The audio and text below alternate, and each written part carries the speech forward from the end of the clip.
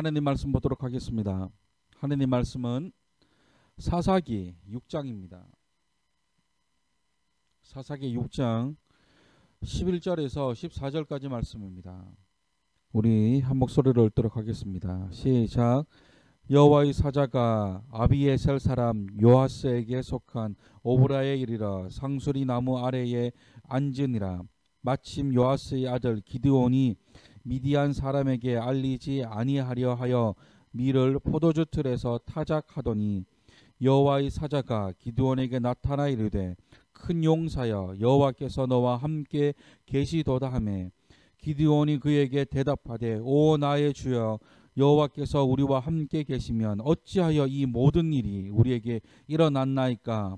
또 우리 조상들이 일찍이 우리에게 이르기를 여호와께서 우리를 애굽에서 올라오게 하신 것이 아니냐 한 그 모든 이적이 어디 있나이까.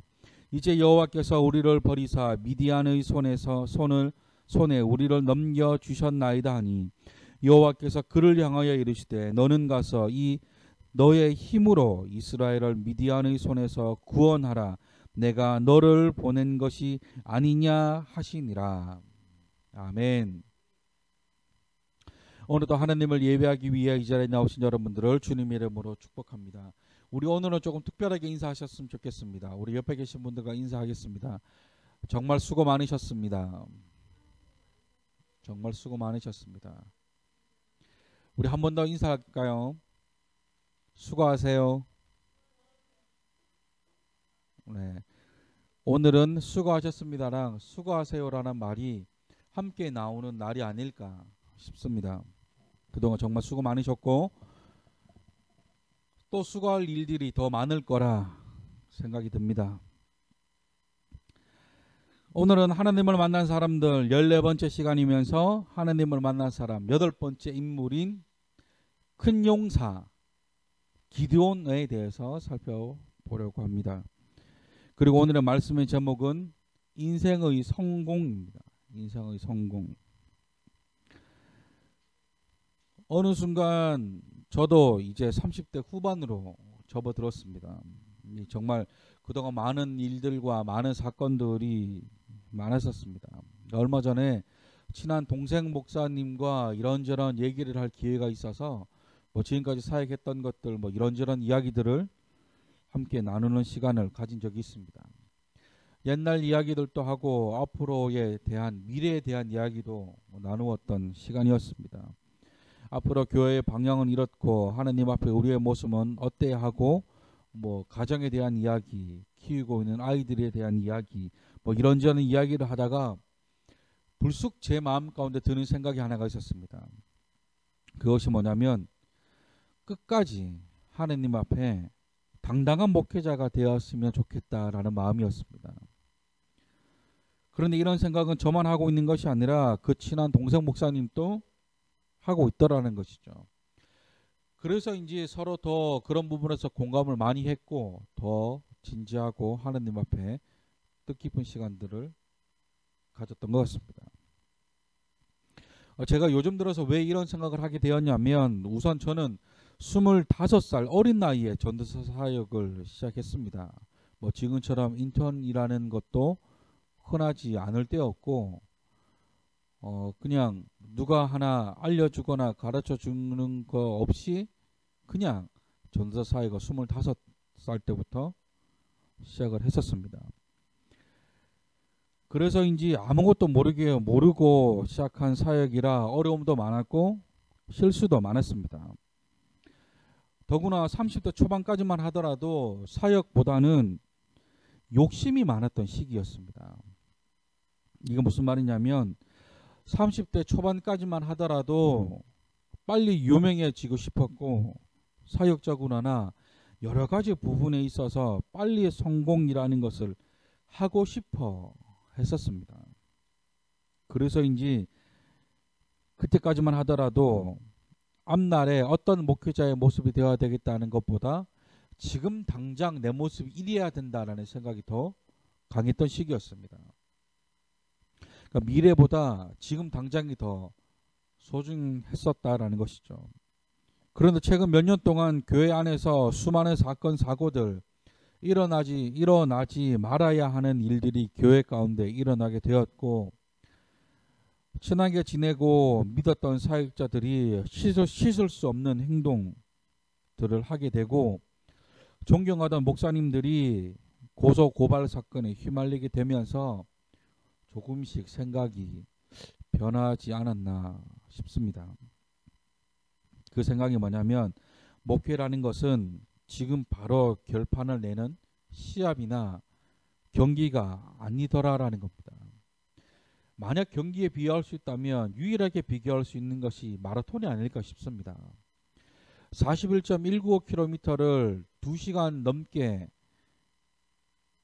똑같은 페이스로 유지하며 달릴 수 있는 마라톤이야말로 목회와 가장 비슷한 운동 경기가 아닐까 싶습니다. 앞에서도 말씀드렸지만 저는 욕심도 많고 성격도 급해서인지 뭐든지 빨리 해내고 싶었고, 빨리 인정받고 싶었고, 빨리 성공이라는 것을 이루고 싶어 하는 열망이 컸었습니다. 그래서 저의 이런 마음과 이런 성향 때문에 제 주위의 분들 가운데 상처받으신 분들도 많이 있음을 압니다. 그런데 지금은 생각이 달라졌습니다. 사실 지금은 달리고 싶어도 달릴 수 없는 상황이고, 뛰어가고 싶어도 그렇게 하면 안 되는 시기이기 때문에 지금은 어쩔 수 없이 걸어가고 있는 시기가 아닐까 싶기도 합니다. 그 생각을 한마디로 정의하면 돌이킬 수 없는 실수를 하지 말아야 되겠다라는 것이었습니다. 그것이 뭐 여자 문제든 돈 문제든 할 거 없이 하나님 앞에 당당하지 못한 것을 하지 말아야 되겠다라는 것이었습니다. 얼마 전 뉴스를 보면서 너무 마음 아픈 것들이 참 많았습니다. 방역 수칙을 지키지 않는 것부터 교회가, 성도라고 하는 사람들이 세상과 싸우고 무력 시위를 하고 너무 마음이 안 좋았습니다. 많은 사람들이 인생의 성공을 위해 눈을 가리고 앞만 보고 달리는 경주마처럼 달려가곤 합니다. 그러다 보면 옆에서 달리고 있는 다른 경주마를 보지 못하기도 하고, 뒤쳐져서 걸어오는 경주마도 보지 못하기도 합니다. 그러다 보면 성공을 해도 남아있는 것이 아무것도 없게 된다는 것이죠. 세상 사람들은 저 사람 성공했다고 박수 칠지는 모르나 정작 본인은 공허하고 고립되어 버리기 쉽다는 것입니다. 또한 처음 마음이 변해버리기도 합니다. 처음에는 겸손하고 항상 낮은 자세로 임하다가 조금의 성공만 맛보면 그새 사람은 교만해지고 거만해지고 허세를 부리고 사람들이 변하더라라는 겁니다. 흔히들 우리가 말하는 연예인병처럼. 처음에 신인일 때는 그렇게 겸손하답니다. 뭐 PD님들의 말이나 선배님들의 말을 그렇게 경청을 하다가 조금만 유명해지고 인기가 있으면 이제 그들 말을 귀담아 듣지 않는다는 겁니다. 그런데 가만히 생각해 보면 그게 우리의 모습일 수도 있다라는 생각이 들었습니다. 오늘 저와 여러분들이 살펴보게 될 하나님을 만난 사람은 기드온이라는 사람입니다. 아시겠지만 그의 인생은 아주 드라마틱한 인생입니다. 그의 인생을 보면 네 부분으로 나눌 수 있습니다. 첫 부분은 겁도 많고 연약한 기드온을 부르시는 하나님의 모습과, 두 번째는 그가 하나님을 신뢰함으로 미디안 13만 5천 명의 군사와 전쟁을 하는 장면, 그리고 세 번째는 그가 변합니다. 네 번째 장면은 그가 타락의 길을 걷는 장면일 것입니다. 우리는 그 가운데 전반부라 할 수 있는 하나님께서 기드온을 사용하시는 장면을 가지고 오늘 말씀을 살펴보려고 합니다. 먼저 기드온은 므낫세 지파 요아스의 아들로 태어납니다. 그리고는 이스라엘의 5번째 사사로 40년간 이스라엘을 통치하게 됩니다. 또한 사사기에 처음 등장하는 기드온의 모습은 겁쟁이와 같은 모습입니다. 그 당시 이스라엘은 미디안이라고 하는 이방 족속으로부터 압제를 받고 있던 시기입니다. 이스라엘 백성들이 하나님 앞에 죄를 범하고 그 일로 인해 이방인들에게 압제를 당하고, 그러자 이스라엘 백성들이 하나님 앞에 부르짖습니다. 그런데 그 부르짖음은 하나님 우리가 잘못했어요 라고 하는 부르짖음이 아니라 아이 못 살겠다라고 하는 부르짖음입니다. 그럼에도 불구하고 하나님은 그들의 부르짖음을 들으시고 사사를 보내어 그들을 이방 족속으로부터 구원합니다. 그리고 이스라엘 땅 가운데 평화가 내리죠. 그러나 다시금 여호와 하나님의 목전에서 악을 행합니다. 이 악의 순환이라고 하는 이 사이클이 사사기 전체에 무려 7번 등장합니다. 그 중에 또 하나가 일어나는 경우가 바로 이 기드온입니다. 기드온 앞에는 우리가 예전 시간에 배웠던 입다가 등장합니다. 입다가 사사를 마치고 난 뒤에 사사기 6장 말씀에 이스라엘 백성이 다시금 하나님 여호와 하나님 목전에서 악을 행하게 됩니다. 그리고 이번에 하나님이 사용하셨던 도구는 미디안 족속입니다. 그 당시 이스라엘은 미디안이라는 이방 족속이 압제를 받고 있었는데 이 미디안 족속이 추수할 때만 되면 이스라엘로 쳐들어와서 그 추수한 곡식들을 모조리 다 약탈해 가는 겁니다. 그래서 기드온은 포도주를 짜기 위해 만들어 놓은 포도주 틀에 들어가서 그 안에 숨어서 추수한 곡식을 탈곡하고 있었습니다. 그러던 중에 하나님께서 그에게 나타나십니다. 그리고는 그를 기드온이라 부르지 않고 큰 용사여라고 부르십니다. 우리 눈에는 전혀 용사 같지 않은데 하나님은 그를 용사라고 부르십니다. 우리 옆에 계신 분들에게 이렇게 인사할까요? 큰 용사여. 그리고는 하나님께서 그를 통해 이스라엘을 미디안으로부터 구원받게 하시겠다 합니다. 그러자 기드온이 하나님께 2가지 표적을 구합니다. 2가지 기적을 구하죠. 첫 번째는 양털을 가져다가 타작마당 가운데 이렇게 둡니다. 그리고 하나님께 기도를 하죠. 하나님 정말 나를 통해 이 미디안 백성을 구원하시고자 하시는 거면 밤에 이 양털만 이슬이 내리고 타작마당에는 이슬이 내리지 않게 해보십시오. 그러자 그 다음날이 되었습니다. 어떻게 되었을까요? 당연히 양털에만 이슬이 내립니다. 근데 누구나 다 그렇겠지만 사람은 의심이 많기 때문에 한 번 더 하나님께 기도합니다. 이번에는 반대로 기도를 하죠. 하나님, 진짜 미디안 백성을 저를 통해 이스라엘 백성들을 구원하시고자 하신다면 이번에는 타작마당에만 이슬이 내리고 양털에는 내리지 않게 해보십시오. 이번에는 어떻게 되었습니까? 당연히 양털을 제외한 다른 곳에만 이슬이 내립니다. 보세요. 하나님께서 기드온으로 하여금 그에게 확신을 주신 것입니다.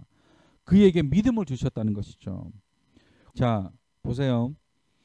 사사기 6장과 7장과 8장에 거쳐서 기드온의 활약이 기록되어져 있습니다. 몇 가지 있지만 눈여겨 보이는 것 중 하나가 아버지 요아스가 가지고 있었던 바알의 산당과 아세라상을 없애버린 것입니다. 이 당시에는 집집마다 조그맣게 우상을 섬기는 산당을 지어 놓는 것이 유행이었습니다. 그 아버지가 가지고 있던 그 바알을 위한 산당과 아세라상을 없애버렸다는 것이죠. 쉽게 말해 우상들을 박살내버렸다는 것입니다. 쉽게 말해 집안 대대로 섬겨오던 우상을 박살냈다는 것입니다. 그래서 이 일을 계기로 기드온의 이름이 바뀌게 되는데 그의 이름이 기드온에서 여룹바알이라고 불립니다. 여룹바알. 이 여룹바알이라고 하는 이름의 뜻은 바알과 논쟁하다, 바알과 다투다라는 뜻입니다. 그런데 이 이름이 나중에 사무엘 하에 가서는 이름이 다시 바뀝니다. 여룹베셀이라는 이름으로 바뀌게 되는데 이 이름의 뜻은 우상과 논쟁하다, 우상과 다투다라는 뜻입니다. 여룹베셀. 쉽게 말씀드리면 우상과 싸워 이긴 자라는 뜻입니다. 그런데 그의 활약 가운데 가장 하나님께서 그를 칭찬하고 높이신 사건이 있습니다. 바로 기드온의 300명의 용사와 미디안 족속 13만 5천 명과의 전쟁입니다. 이제 미디안 족속이 이스라엘을 점령하기 위해 13만 5천 명이라는 상상도 안 되는 군사를 가지고 이스라엘 북쪽 모레라고 하는 산에 진을 칩니다. 이제 이 소식을 들었으니까 이스라엘도 공격 준비나 방어 준비를 해야 되겠죠. 그런데 이때 하나님께서 정말 말도 안 되는 이야기를, 정말 말도 안 되는 말씀을 기드온에게 합니다. 사사기 7장 2절 말씀. 여호와께서 기드온에게 이르시되 너를 따르는 백성이 너무 많은즉 내가 그들의 손에 이스라엘 사람을 넘겨주지 아니하리니 이는 이스라엘이 나를 거슬러 스스로 자랑하기를 내 손이 나를 구원하였다 할까 함이니라. 뭐라 말씀합니까? 기드온, 너를 따르는 사람이 너무 많으니까 그 숫자를 줄이라는 것입니다. 아니, 기본적으로 전쟁하면 가장 필요한 것이 뭡니까? 사람입니다. 그런데 많은 것도 아닙니다. 고작 3만 2천 명입니다. 그런데 저거는 13만 5천 명입니다. 최소 한 사람이 5명은 상대해야 이길 수 있을까 말까 합니다. 그런데 하나님은 그것이 많다고 하시고 심지어 줄이라고 하십니다. 그리고는 하나님께서 왜 그렇게 말씀하셨는지에 대해서 말씀하셨는데 그 이유는 기드온을 따르던 사람들이 생각하기를 내가 잘해서 이스라엘이 미디안으로부터 구원받았다고 착각할까봐 이렇게 하라는 것이라고 말씀하십니다. 진짜 인간적인 마음으로 봐서도 잘 이해가 되지 않습니다. 숫자를 줄이라고 하신 것도 이해가 안 되지만 겨우 3만 2천 명으로 13만 5천 명을 상대로 이긴다는 생각조차가 더 어이가 없는 거 없습니다. 그런데 기드온이 어떻게 합니까? 두려워하는 자를 다 돌려보냅니다. 그러자 무려 2만 2천 명이 돌아갑니다. 10,000명이 남았습니다. 그렇게 남아있는 병사 10,000명. 그런데 이번에도 하느님께서는 그 병사가 많다라고 하십니다. 그리고는 이번에는 하느님께서 직접 병사를 선발하시는데 그 10,000명을 시냇가로 데리고 가라 하십니다. 그리고 개처럼 무릎을 꿇고 손으로 물을 떠서 그 물을 핥은 자와 무릎을 꿇고 머리를 쳐박고 물을 마시는 자로 사람을 구별하라 하십니다. 그렇게 해서 구별합니다. 그러니까 처음에 말씀하셨던 무릎을 꿇고 손으로 물을 떠서 개처럼 핥으며 물을 마신 자 300명을 선택하셨습니다. 3만 2천 명이 300명이 되었습니다. 더구나 이것이 하나님의 시험인지는 더더욱 몰랐을 것입니다. 그래서 그렇게 무릎을 꿇고 개처럼 물을 마신 자를 선발했는데 그 인원이 겨우 300명입니다. 그럼에도 불구하고 기드온은 단 한마디의 투정이나 불평불만을 하지 않고 미디안 진영으로 갑니다. 그리고는 그와 300명의 용사가 사용했던 무기를 보면 더 이해가 되지 않습니다.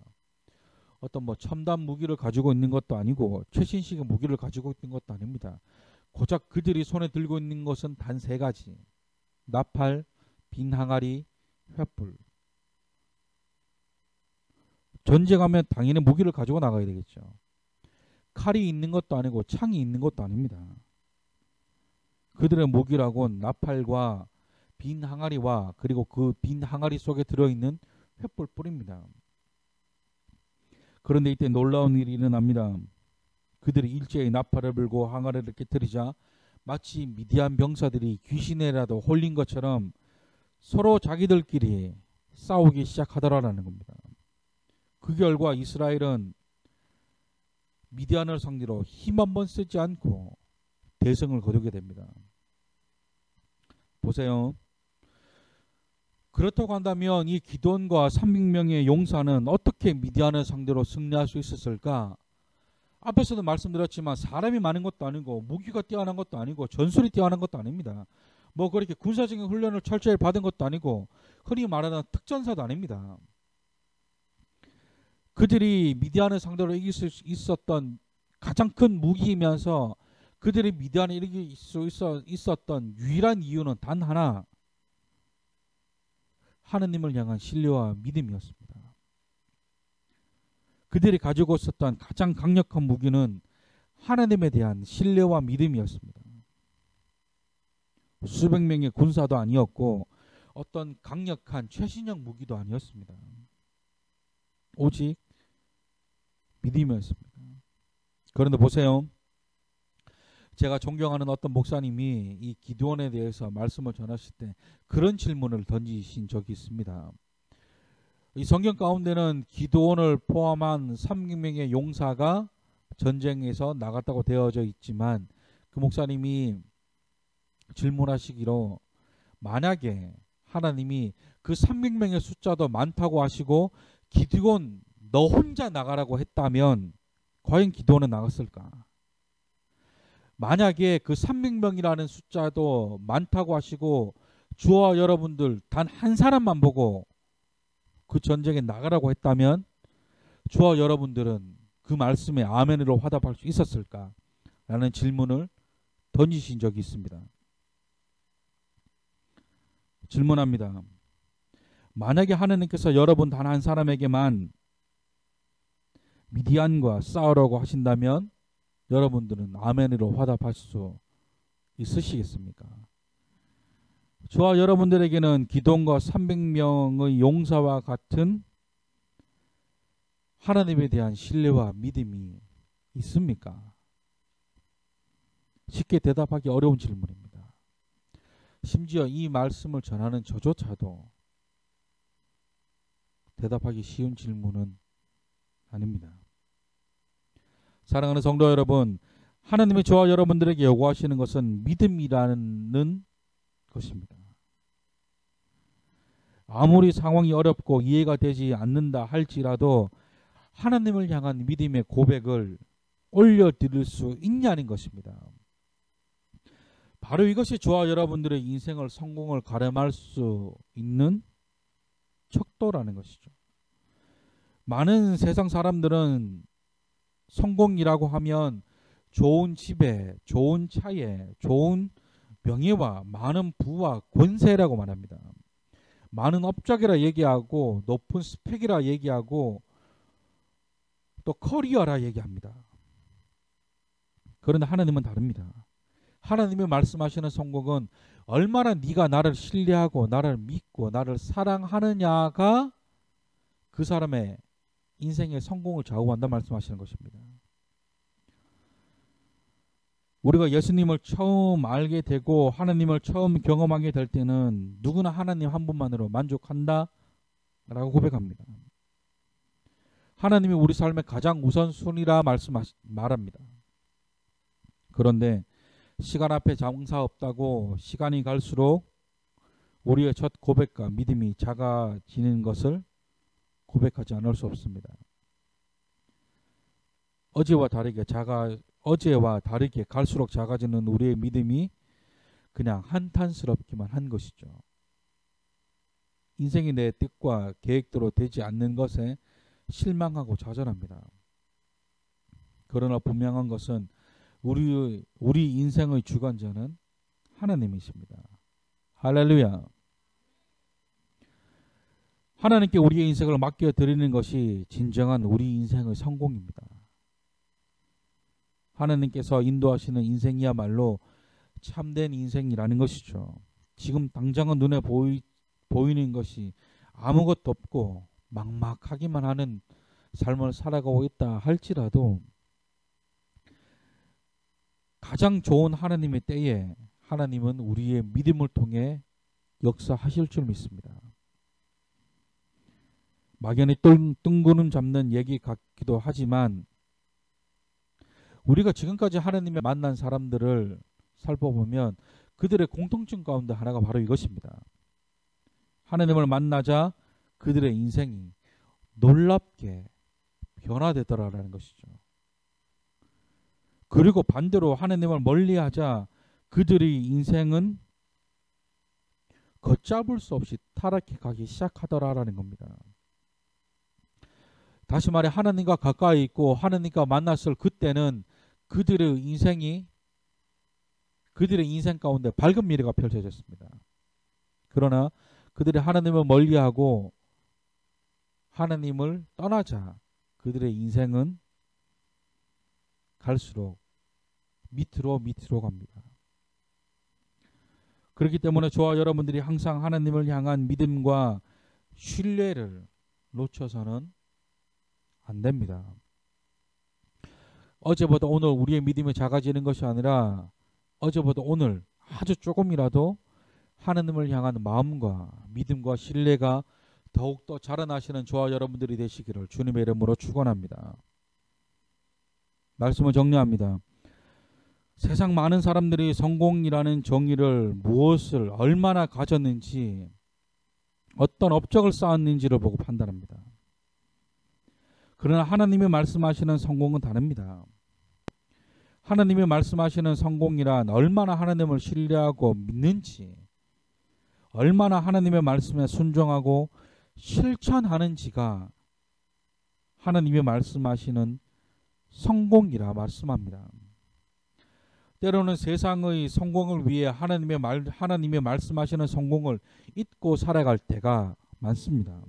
바쁘다는 이유로 하나님보다 세상과 더 가까이 지내며 살아갈 때가 더 많이 있음을 부인할 수 없습니다. 이 말씀을 전하는 저조차 예외일 수 없습니다. 그럼에도 불구하고 하나님께 은혜를 구하는 것은 하나님을 향한 우리의 믿음이 식지 않도록, 하나님을 향한 우리의 마음이, 우리의 믿음과 우리의 신뢰가 작아지지 않도록 날마다 하나님께 은혜를 구하셔야 합니다. 이 시간 우리 이 찬양으로 하나님 앞에 나아가셨으면 좋겠습니다. 오늘 말씀을 그대로 녹여 넣은 찬양이라 생각합니다. 믿음과 삶이라는 찬양입니다. 이 찬양의 가사와 같이 믿음과 삶을 살아내는 실력이 너무나 다른 내 모습을 볼 때에 그 모습도 주가 사랑하실까? 그런 모습인 삶을 살아가지만 저와 여러분들의 고백이 주님만이 내 모든 것 대신에 주의 선하심 나 노래하네, 이 찬양의 간증과도 같은 이 고백이 저와 여러분들의 고백이 되기를 소망하는 마음으로 우리 이 찬양 하느님 앞에 올려드리시겠습니다.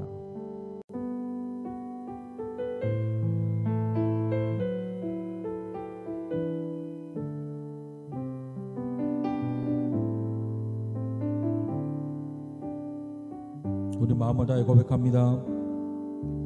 믿음과 삶을 살아내는 실력이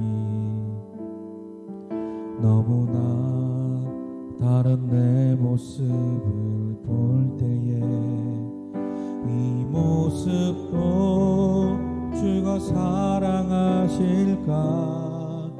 자신 없는 내 모습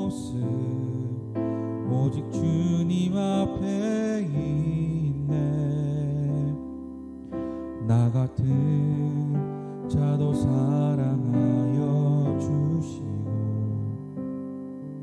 한 번도 나를 떠나지 않으셨네.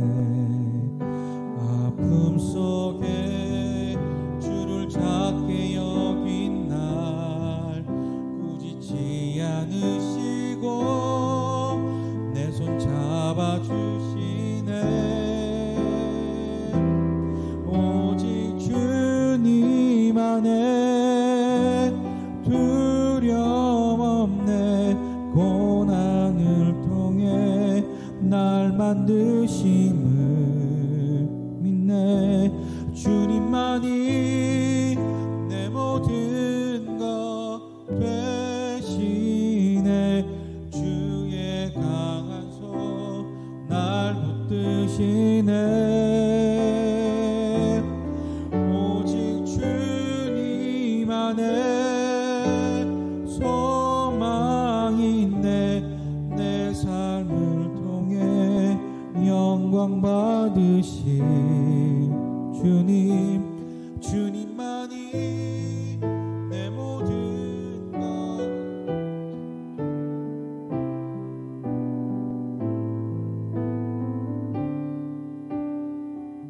다시 고백합니다. 믿음과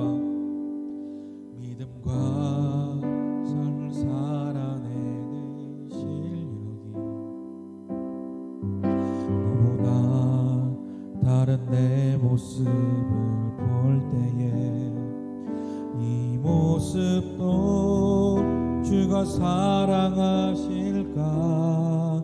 자신 없는 내 모습 그저 주님 앞에 있네. 나 같은 자도 사용하여 주시고 한 번도 나를 떠나지 않으셨네. 아픔 속에 주를 작게 여긴 날 꾸짖지 않으시고 내 손 잡아주시네. 오직 주님 안에 두려움 없네. 고난을 통해 날 만드심을 믿네. 주님만이 내 모든 것 되시네. 주의 강한 손 날 붙드시네. 오직 주님 안에 소망이 있네. 내 삶을 통해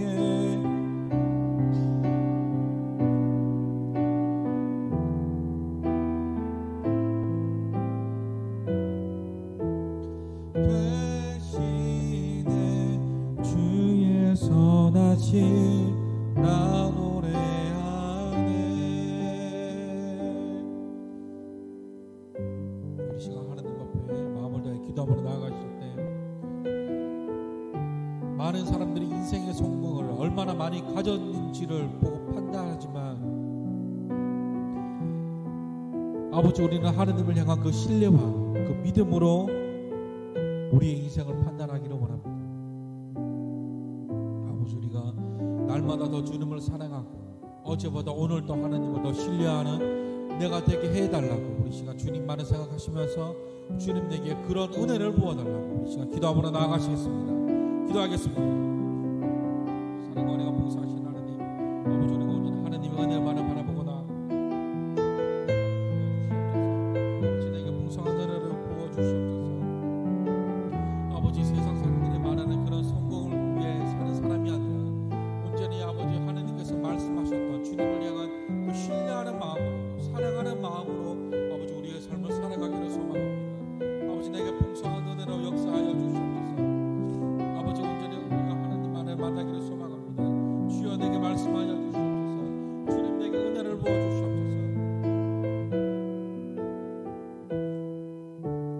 아버지, 우리가 온전히 하나님의 은혜만을 바라볼 때에 아버지 우리의 믿음이 더욱더 자라나기를 소망합니다. 어제보다 오늘 우리의 믿음이 줄어드는 것이 아니라 우리의 믿음이 아주 조금씩이라도 아버지 자라나기고 성장해 나가기를 소망합니다. 주여 우리와 함께하여 주시옵소서. 아버지 나와 함께하여 주시옵소서. 주님 나와 함께하여 주시옵소서. 아버지 내게 풍성한 은혜로 역사하여 주시옵소서. 아버지 언제나 우리가 하나님의 은혜 바라봅니다. 주님 내게 말씀하여 주시고 아버지 내게 풍성한 은혜로 역사하여 주시옵소서. 아버지 우리가 하나님의 은혜 바라보고 나아갑니다. 성령님 내게 말씀하여 주시옵소서. 성령님 내게 말씀하여 주시옵소서. 아버지 우리가 온전히 주님만을 바라봅니다. 아버지 내게 놀라운 은혜로 역사하여 주시옵소서. 아버지 하나님 보시기에 당당한 삶을 살아가는 성도가 되어지길 원합니다. 주님 나와 함께하여 주시옵소서. 주여 나와 함께하여 주시옵소서. 성령님 나와 함께하여 주시옵소서.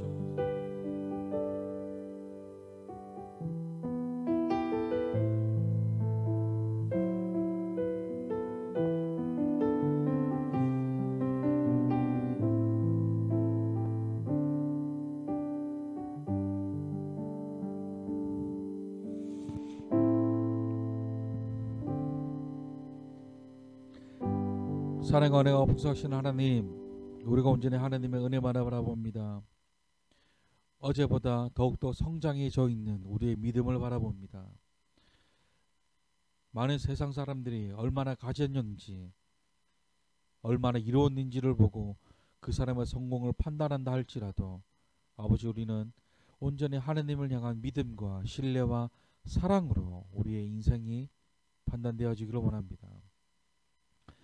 날마다 우리의 믿음이 줄어들지 않게 하여 주시고 하나님을 향한 믿음과 신뢰가 사그러들지 않게 하여 주시옵소서. 날마다 주님을 향한 사랑이 더욱더 커지기를 원합니다. 주님 우리에게 은혜를 부어주시옵소서. 아버지 또 기도하는 것은 주님 전에 나올 때 빈손 들고 나오지 않은 손길을 들었습니다. 아버지 그 손길 기억하여 주시고 하나님 앞에 들어지는 이 헌금이 하나님 나라 확장하는 데에 귀하게 사용되어질 수 있도록 주여 함께하여 주시옵소서.